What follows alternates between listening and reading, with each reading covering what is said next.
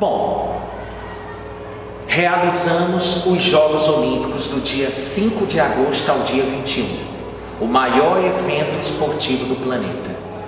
Com certeza, mais, pelo menos, de 165 países, né? Enfim, um número enorme de delegações vieram ao Brasil para os Jogos Olímpicos e com certeza a ameaça terrorista é global. O terrorismo é um inimigo oculto, então de onde menos espera surgem ações, práticas terroristas. Então eu gostaria de te conduzir à questão do terrorismo no Brasil. Galera, passando aqui para vocês o material. Em abril desse ano, a Polícia Federal deflagrou uma operação intitulada Hashtag. Qual é o objetivo da Polícia Federal? Prender suspeitos de terrorismo. Na primeira fase da operação, 10 pessoas foram presas. A maioria, você observa, do estado de São Paulo, foram 4 presos. E aí eu tenho um preso no Rio Grande do Sul, no Paraná, no Rio de Janeiro, na Paraíba, no Ceará e em Manaus, Amazonas. 10 presos de terrorismo. Primeira característica da nossa lei, 13.260, galera. Quem tem competência de atuação para investigar casos de terrorismo é a Justiça e a Polícia Federal. Ok? Através de um órgão de inteligência chamada ABIN, Agência Brasileira de Inteligência. E aí você pergunta, Guilherme, essas pessoas, queiram ou não, Manaus tem uma certa distância considerável em relação a Manaus, no Amazonas, há uma distância. Com certeza essas 10 pessoas não estavam tendo contato de maneira presencial, estavam tendo contato através do recurso das redes sociais. E aí você imagina, entende, compreende por que o nome da operação é Hashtag. Justamente porque faziam uso da internet. Mostrando alguns dos camaradas que foram presos. Eu tenho o Alisson Luan de Oliveira, no Rio de Janeiro. Eu tenho o Antônio Andrade dos Santos Júnior, paraibano. Vocês estão observando que dá para visualizar ele bem, né? Com muita riqueza de detalhes. Não, infelizmente não. Queria ter conseguido uma fotografia melhor, tá bom? Eu tenho Mohamed Muniz Zacaria. Eita, esse aí deveria ser preso. Olha o nome, olha as características físicas. Galera, é o mínimo de tolerância, né? Cuidado com a xenofobia, com o preconceito ou a aversão contra o estrangeiro. Nem todo muçulmano é terrorista, né? Boa parte dos muçulmanos não concordam com as atrocidades que o grupo Estado Islâmico pratica. Lembre sempre disso. Tá bom? Mas esse sim estava envolvido com terrorismo. Um dos casos mais emblemáticos é do manauara Osíris Muniz Lundi dos Santos, visto que esse camarada trabalha, exerce uma função na Secretaria de Segurança Pública de Manaus. Então, você observa como a ameaça pode vir de qualquer âmbito, né? De qualquer área. Mas lembre-se, é um caso emblemático, a família tenta provar a inocência. E a nossa Constituição, nosso Código de Leis deixa claro a presunção da inocência. O camarada, enquanto réu, é inocente até que se prove o contrário, tá bom? Guilherme, esses camaradas foram presos pelo crime de terrorismo? Não. Eles foram presos pelo crime de atos preparatórios. Eita, Guilherme, eu preciso que você me explique isso melhor. Galera, ganhando um pouco de tempo, tá bom? Ganhando um pouco de tempo.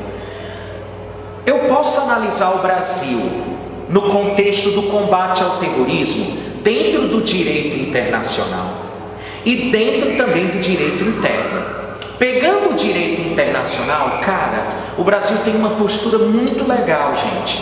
O Brasil é signatário, ele ratificou os principais tratados e convenções de combate ao terrorismo. Só para se ter uma ideia, em 1973, o Brasil era signatário, assinava sua primeira convenção para prevenir e punir atos de terrorismo. E aí não parou mais. Em 2003 a Convenção Interamericana, em 2005 a Convenção Internacional para a Supressão do Financiamento ao Terrorismo.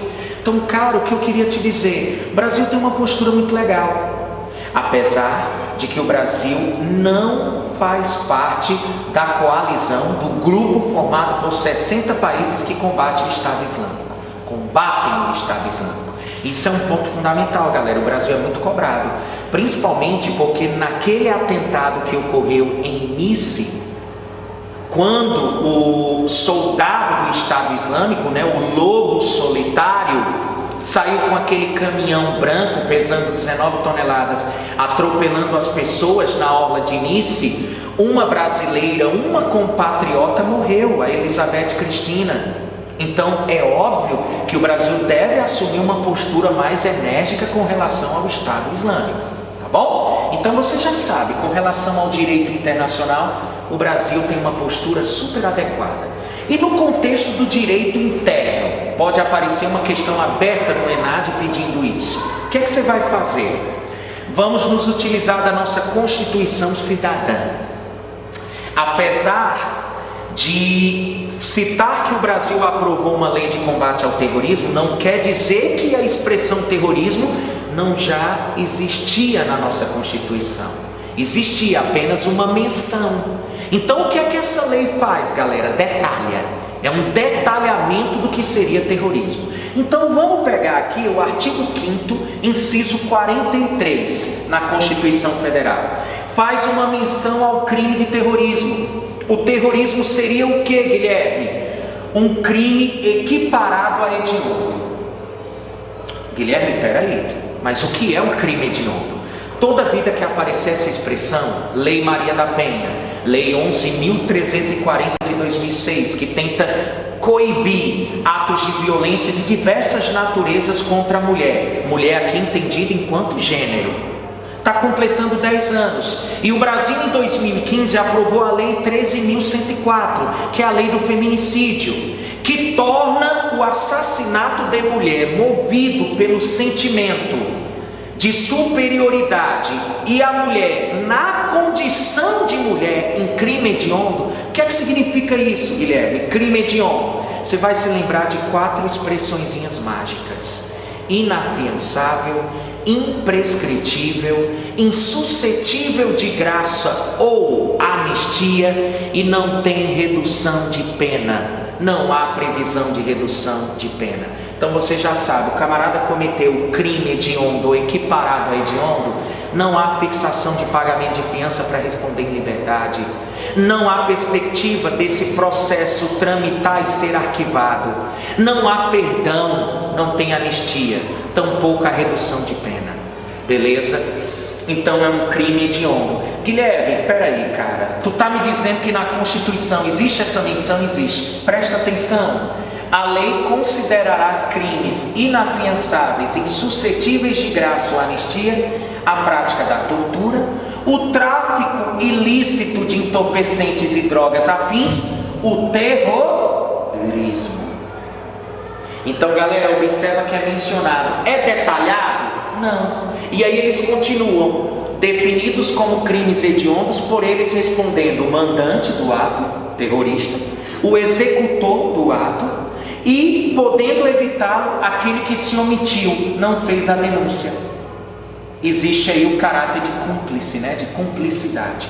Então, pessoal, lembra, artigo 5º, inciso 43 da Constituição Federal de 88, está lá citado o terrorismo. Bom, mas Guilherme, nós acompanhamos recentemente a consumação do impeachment em relação à presidente Dilma Rousseff. Segundo caso de impeachment consumado, 92 com Fernando Collor de Mello, mas Guilherme, ele pediu renúncia, tudo bem, mas todo o trâmite do rito de impeachment, todo o rito foi seguido. Dilma, segunda presidente a sofrer impeachment, a primeira presidente mulher da história do país. Guilherme, eu me lembro que durante a ditadura militar, de 64 a 85, a Dilma foi presa. como militante de esquerda, como comunista. E a acusação que parava não só sobre ela, mas sobre vários militantes, era de que eram terroristas. Então existia alguma lei de combate ao terrorismo durante a ditadura? Sim. E aí eu preciso voltar um pouco no tempo, antes até do que a Constituição, para te falar sobre a Lei 7.710 de 83, está no contexto da ditadura militar. É a Lei de Segurança Nacional. Ela traz a definição de terrorismo. Então, peraí, Guilherme, onde está essa definição de terrorismo? No artigo 20. Só que é óbvio, se nós aprovamos no dia 16 de março de 2016 uma lei antiterrorismo no Brasil, uma lei mais atual, isso aqui, galera, perdeu o efeito. Beleza? E olha a definição, cara. Era colocar na cadeia qualquer um. Pessoas que estariam exercendo sua liberdade de expressão, sua liberdade de organização de movimento social, ia para a cadeia. Essa foi uma das polêmicas da lei atual, de que ela poderia criminalizar manifestações, inclusive pacíficas, né? Manifestantes iriam para a cadeia. E aí houve um veto, né? Foi um dos vetos que a presidente realizou, não criminalizar movimentos sociais. Então, galera, devastar, saquear, extorquir, roubar, sequestrar, manter em cárcere privado, incendiar, depredar, provocar explosão, praticar atentado pessoal, atos de terrorismo por inconformismo político ou para obtenção de fundos destinados à manutenção de organizações políticas clandestinas ou subversivas. Meu Deus do céu, Guilherme, olha a pena de reclusão, 3 a 10 anos. Em caso de lesão de natureza grave, dobrava. Em caso de morte, triplicava. Então, galera, esse artigo 20 da nossa Lei de Segurança Nacional viola a liberdade de expressão, o princípio da legalidade. Então, você já sabe, isso perdeu efeito. O que é que vale? Se liga nesse aqui, pessoal. Uma das estratégias de memorização que eu uso é não tentar decorar o conceito, a definição. É tentar o que, Guilherme? Fragmentar esse conceito, colocar ele em tópicos. E os elementos de coesão, os elementos de conexão, eu vou criando da minha maneira. Então, o que é que você precisa saber da nossa lei novinha, quentinha, de março de 2016? O que é terrorismo atualmente no Brasil? Qual é a pena? E em que caso essa pena pode ser reduzida? Isso basta. Então, galera, definição: prática de atos por razões de xenofobia, discriminação ou preconceito de raça, cor, etnia e religião, com a finalidade de provocar terror social ou generalizado, expondo a perigo pessoa, patrimônio, a paz pública e a incolumidade pública. Guilherme, conceito aí bem completo, esse que o Brasil realizou. Também acho. Qual é a pena? Pena de reclusão em regime fechado, 12 a 30 anos. Creio eu que em caso de ato terrorista sem mortes, o ato foi consumado, mas não teve nenhuma vida ceifada, eu acho que o legislador vai dar próximo de 12 anos. Voltar aqui. Em caso de mortes, bem próximo de 30, né? Isso é um grande agravante. Gente, nossa aula tem início, meio e fim. Quando eu falei da operação hashtag, eu falei para vocês que os 10 camaradas, na segunda fase 2, na terceira fase mais 2, no total foram 14 suspeitos de terrorismo, eles estavam fazendo o que, Guilherme? Atos preparatórios. Apologia foi um dos artigos vetados. Eles poderiam ter feito comentários, creio eu, até de apoio ao Estado Islâmico. Não teria problema. Lógico, seriam acompanhados pela ABIN. Seriam acompanhados, vigiados. Mas quando eles foram presos? Quando alguns deles tiveram a maravilhosa ideia de comprar armas na fronteira com o Paraguai e com a Bolívia, fuzis, para realizar um ataque ataque contra os Jogos Olímpicos. Então aí eu não tenho mais apologia, eu tenho um ato preparatório. Atos preparatórios foram incluídos. Qual é a pena? 12 a 30 anos. Entretanto, reduzida de 1/4 até a metade, em caso de ato preparatório. Tá bom? Galera, o meu formato de aula é esse. Eu gosto de pecar pelo excesso, nunca pela falta. Então a minha ideia é te oferecer o tema terrorismo.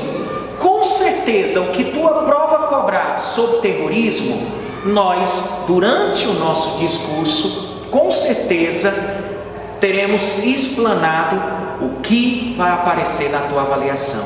Um cheiro grande, vai na fé, não na sorte. Você está preparado, eu sei disso e você já sabe. Eu sou seu parceiro, seu companheiro nessa empreitada.